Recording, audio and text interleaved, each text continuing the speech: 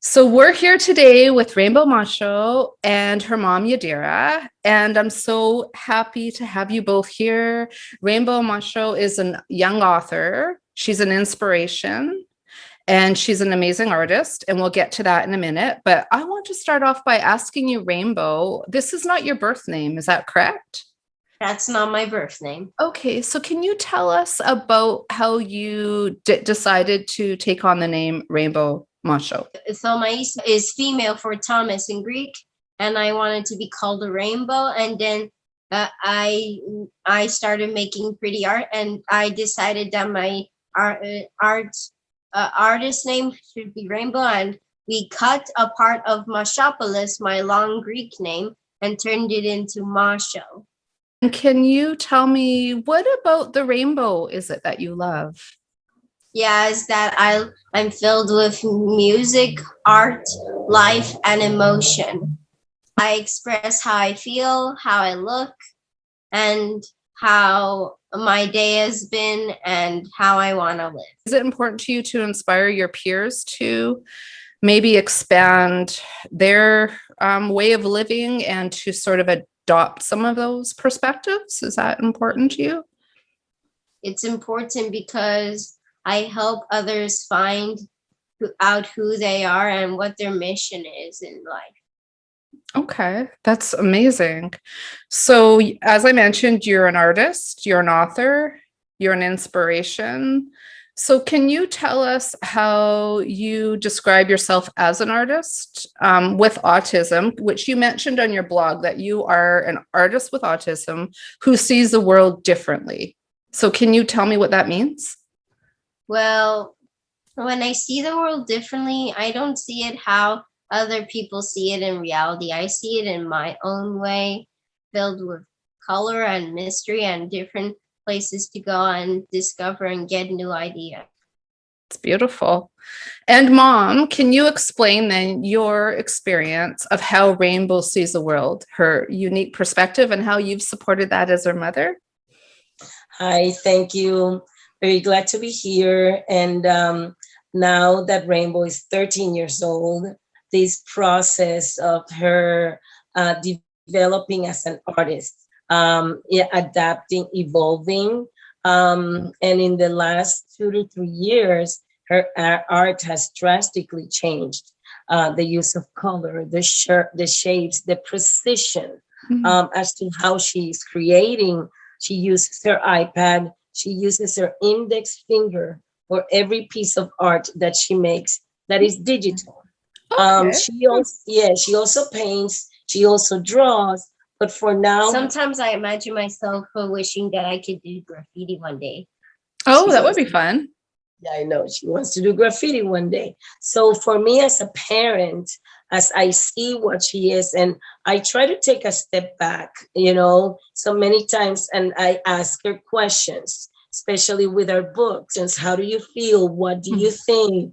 We had very precise situations, especially with COVID-19, taking care of her sick grandma, my mom, and she was in the middle of all of this, and art was the source for her to fully express what she was understanding. She's fully verbal now. Amazing. She was not 8 years ago. So now she can verbalize, but there are still some situations where art is the key for us, her family and friends, to fully understand what she's thinking and to keep us in awe, because what she's making is very special, Mhm. very deep, And in her face, purposeful, yes. and purposeful. Thank you so much, because that's one thing I've accepted. Yes, my daughter has a diagnosis, but that diagnosis doesn't rule her life. And what rules her life is the purpose that she has in life. It's full of love. That's the intention behind it. So, Rainbow, may I ask you, what is it that you appreciate the most about your mom? I see how close you two are. Is that she's the only one who can help me right now, and she helps me learn. And and fun fact, she has a friend who knows math, and when I go back to school, she's gonna help me with math because I'm no That's, good at that's great. Tell me about your art and how that's helped you as a communication tool. And you it. discovered that yourself, which is so brilliant. and impressive, actually. Thanks. And it happened last year when COVID-19 began. And my mom and I had to go to Florida because my grandma had cancer and she wasn't doing good. And all these mixed feelings of scary stuff that I heard, that everything is never going to be fine if we're not going to do this, or we're not going to do that, or something bad is going to happen. And in this entire world will just, but none of that happened. But I kept doing my art, expressing how I feel. So one of the examples of your communication is your book, Rainbow Rabbit Meets Oracle, the Alphabet Creature, where you literally created your own alphabet, which is so unique, not just the fact that it's an alphabet, but I'm going to let you explain it, all the unique combinations that you made. So if you could talk about how you did it, and then we'll talk about what it means afterwards, and I'll talk to both of you. But Rainbow, can you first tell us what the book is all about? The book is all about discovering a new way of the alphabet and combining two things that start with the same letter into one. For example, there's apple armadillo and broccoli bear and watermelon wave. What is your favorite page? Umbrella unicorn, because it says all your dreams will come true. That's wonderful. And do you believe that all your dreams will come true? Yes. And that's beautiful. Tell me why you believe that. Because I believe in hope, magic, and miracles. Rainbow, can I ask you, can you share with me a message for other children who may or may not always feel hopeful? Like where can they find that within themselves? When life throws you onto a different path, and it may be filled with thorns and thick branches and horrible obstacles, you must find hope and believe in yourself and take that journey far ahead and never look back, because the only way direction is to go forward, and you must have bravery. Absolutely. Absolutely. That's amazing advice for anybody at any age. And what does bravery mean to you? That you have to put all your fears aside and take that big step in life. If I was 13 years old and I was feeling a little maybe discouraged or confused, you would be such an amazing friend. Anyone would be so lucky to have you available to share feelings with and maybe look for some advice from. So can you tell me what you would say if there was someone your age who was looking for that?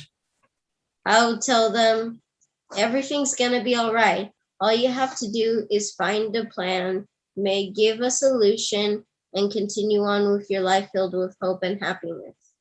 It's beautiful. And Mom? Sorry. Yes, I've lived many different experiences as I share with her. Many of them have been incredible, spectacular, beautiful, but many of them have been very challenging. And like I tell her, here I am.